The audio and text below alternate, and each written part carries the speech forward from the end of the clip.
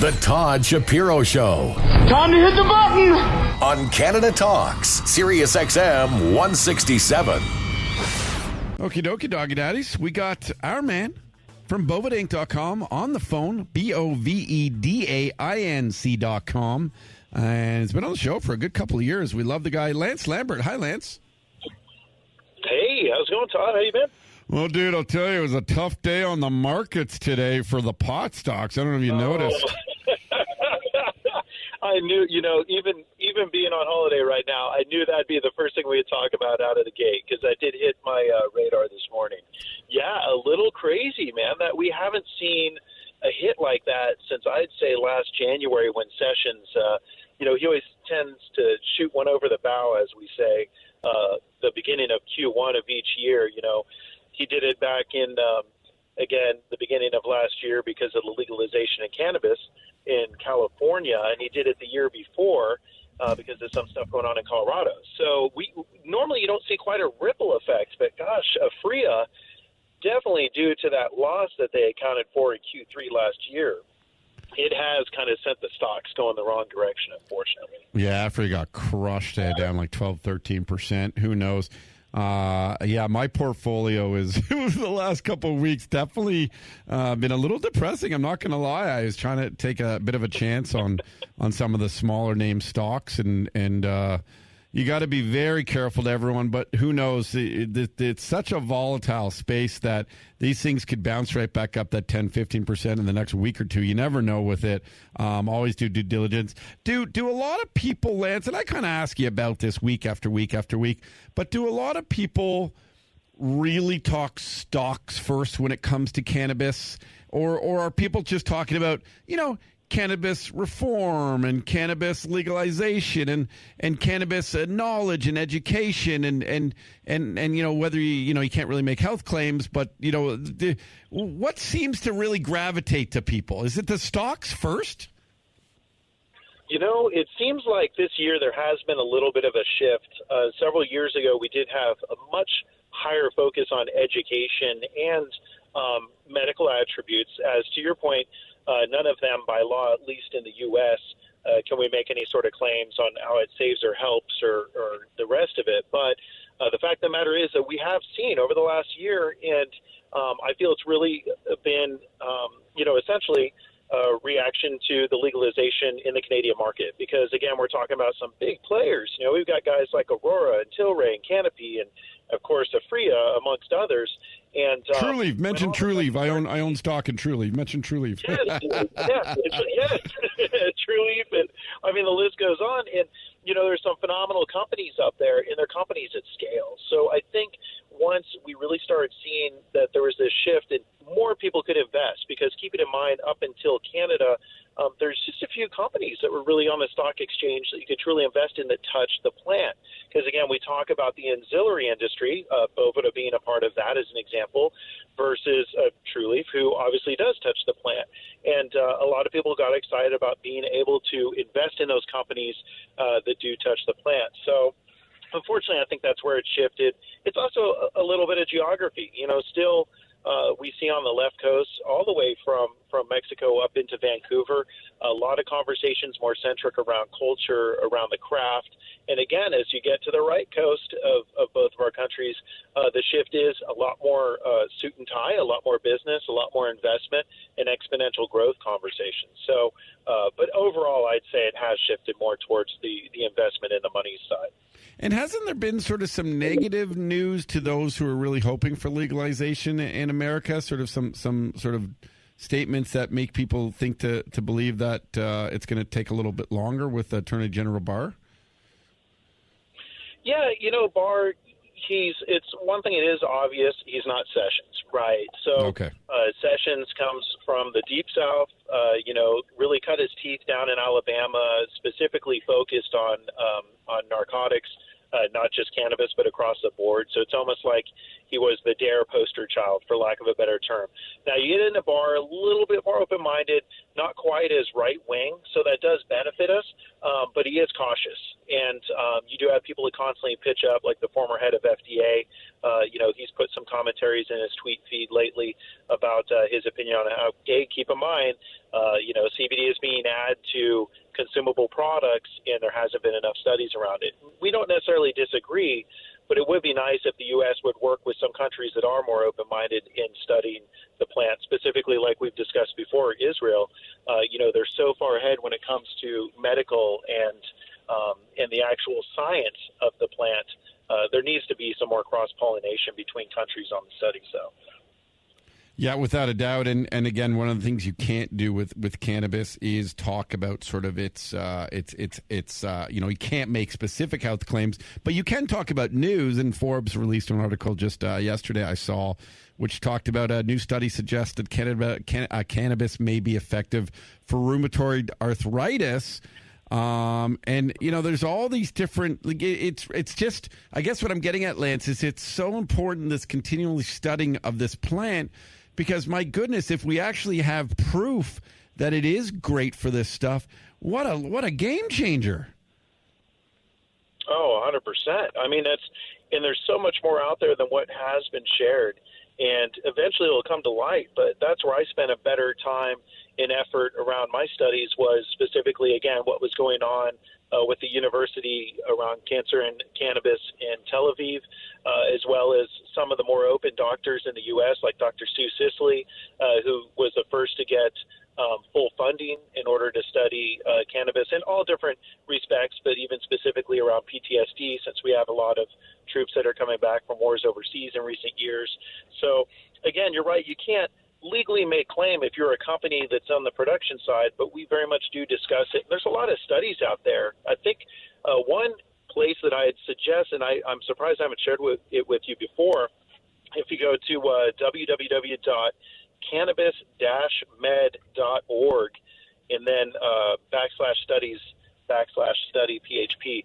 But if you go to that site, yeah, a little more specific there, Lance. I know, right?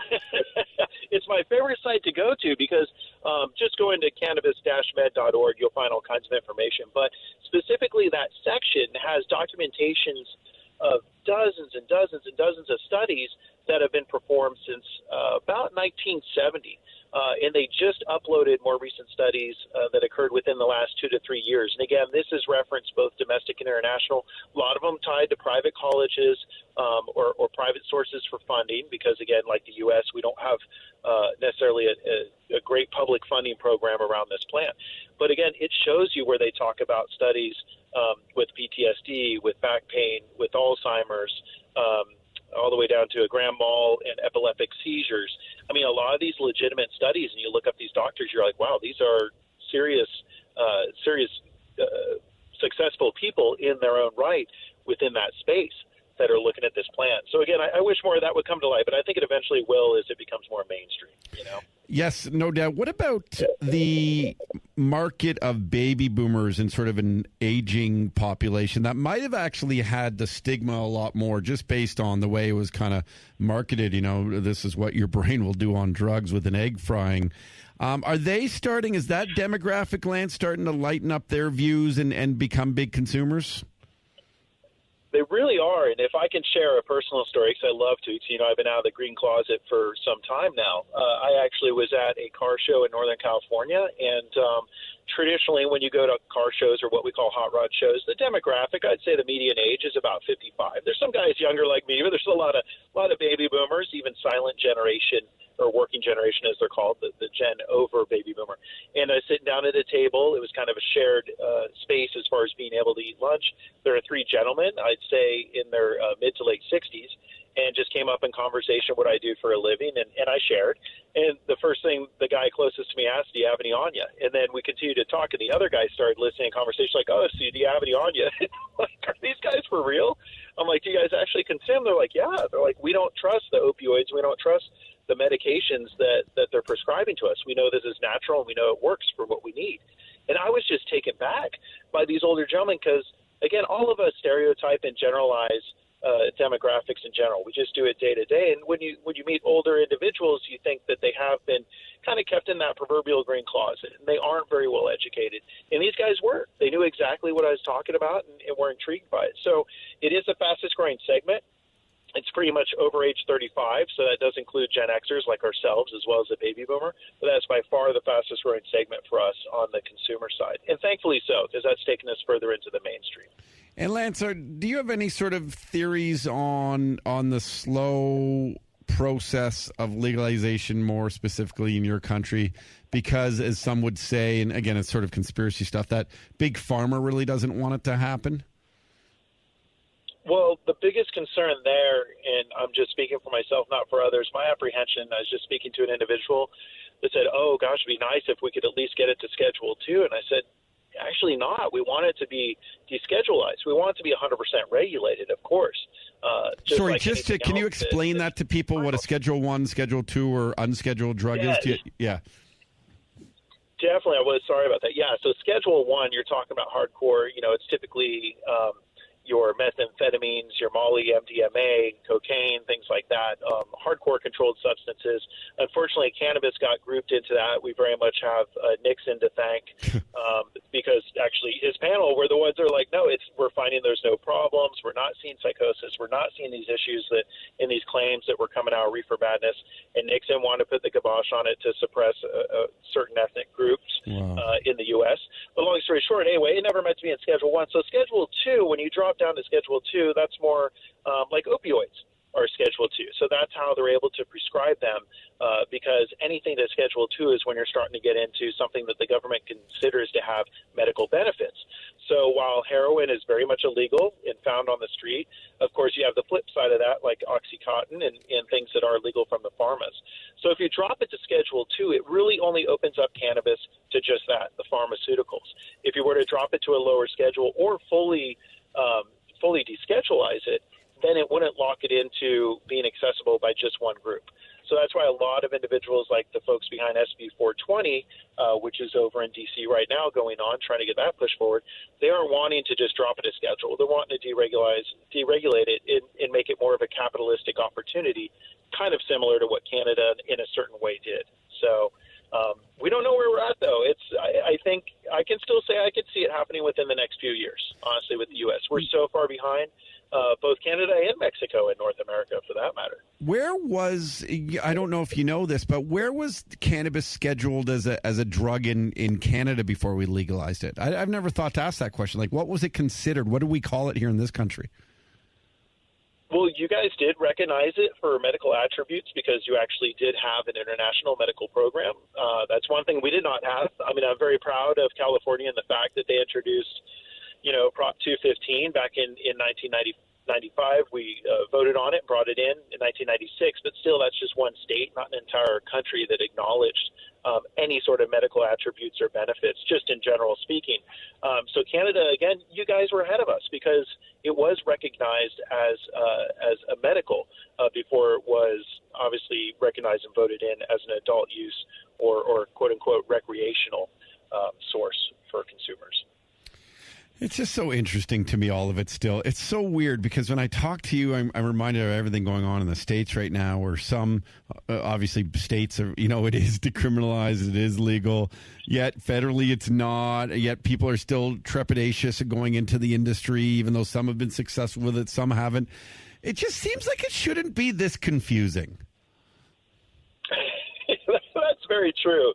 And that's where, again, I remind people when speaking, very proud of this country and of the U.S., but we're not necessarily on the forefront for many things, but this in specific. Again, you look at how far by leaps and bounds ahead they are medically and scientifically in the Middle East and Israel. You look at how far ahead Canada already is with the federal legalization, the first of a G7 country to do so.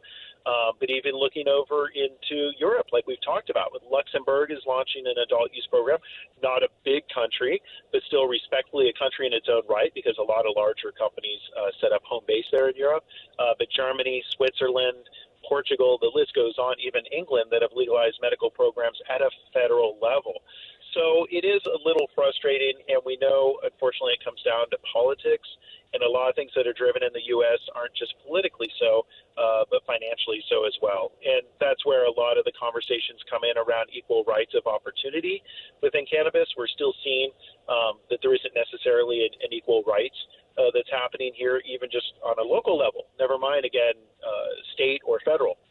So there's things that the U.S. still has to work through and recognize to move it forward. But it is definitely frustrating. It's tough for us in the industry to keep track of laws from state to state, because we're talking about 39 states that have some form of cannabis legalized, from CBD only all the way through to adult use. So and Lance, what about the black? What about? This is one question I've never asked you in the many years we've done this. What about the black market, or whatever they call it now, in the States? Yeah. Is it still thriving and booming? It is. It is. I'm not excited to say that. Yeah. We're in a similar situation as Canada. I think we've discussed that, where although we know that HC and the government at large in Canada is not necessarily acknowledging the fact that the black market is still strong, but unfortunately it is. And we see the same thing in a comparable market of California, that's still there's a report I'll have to send you where it shared just how much cannabis is produced across the board. White market, gray market, black market. And it's staggering, because the Californians only consume a fraction of the total production. So that tells us for a fact people aren't growing cannabis to turn into wicker chairs and shirts. It's not a textile plant on the THC side. It is on the hemp side. We're talking about full THC cannabis. This is stuff that's consumed. So we know that there's a mass amount that's still being produced and pushed out underground. Of course, there's both sides of the conversation. There's those who just want to consume and want to at a reasonable price and don't want the taxes to equal 40% more than what they are accustomed to paying for an eighth or 3.5 grams.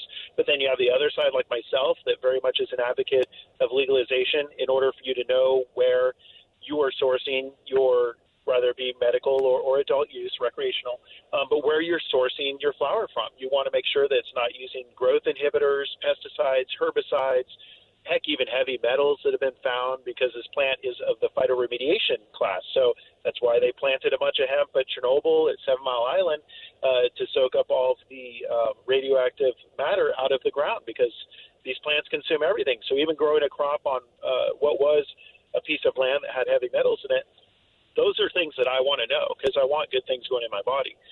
So to me, I do feel that paying more money to get higher quality is worth it, to get what you pay for. But there's still that argument, again, between the legal and illegal side, unfortunately. And is the illegal side cracked down on still very heavily in the U.S.? It's a mixed bag. So you do have, even if we just, I think we talked about Murder Mountain, which was a very unique series from Netflix. People left them alone, it seemed like. Fantastic story, yeah. It talks about the outlaws and the old school life that we know of in NorCal. It did the interesting, it was the last few shows in that series where they did interview the sheriff up in Humboldt County, and I do like the fact that they are recognizing, okay, this has been legal. We have to swallow our pride and accept that gone are the days of the DARE program. That was one of the most unsuccessful programs. If anything, DARE actually educated more children about illicit drugs than not. So they finally have changed their mindset, and they go, okay, we know which crops in which farms are legal. We know which ones are not. So now they're going in and eradicating the ones that aren't legal. That's how it should be. But, of course, there's still – it varies from, again, city to city, county to county, and state to state on who's got more lax and who's got more strict around cannabis laws at large. Cannabis, so interesting. At what point? It is. At what point will the governments just everywhere across this world wake up? It's tough, man.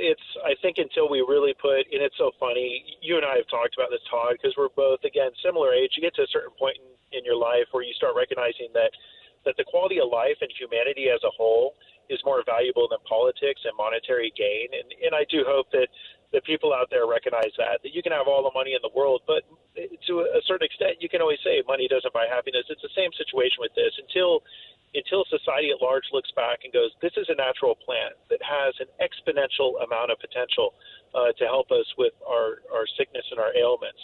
We need to study it. We need to move it forward, and get out of our own way around the old school thinking of reefer madness or the modern thinking of how can I capitalize this and keep it from the average man. We need to get past all that because this world needs some help at this point, more so than ever, where we're at, just in general speaking. And the last thing we need to do is, again, turn to pharmaceuticals that are addicting and they kill hundreds of thousands of people a year around the world. So I hope we get to that point someday to where this will just be trivial and we'll be joking around about it over a CBD infused drink. Yep, which is sort of the big rush right now. Everything CBD infused. Lance Lambert from Boveda.com. Where are you guys at? Are you traveling around? Are you doing some trade shows? Or are you? No, I'm on holiday with the family, and we're doing a road trip through Oregon. So we started out on the coast in a little town called Lincoln City, just left Newport, heading to Eugene, and we'll be to Bend, Oregon by tonight. So we're enjoying the great Northwest. Wow, and another one of those very legal states, though, right? 100%. That's who gets my money. Well, listen, I always appreciate the updates, Lance, and we look forward to having you on next week. No shortage of topics when it comes to this, and always evolving, and we do appreciate it always. Definitely. Thanks so much for having me, as always, and look forward to seeing you again in a few weeks. Awesome, and that's right. You're in town for Cannabis. Lance Lambert from Boveda Inc., BOVEDAINC, bovedainc.com. This is the Todd Shapiro Show on Canada Talks, SiriusXM 167.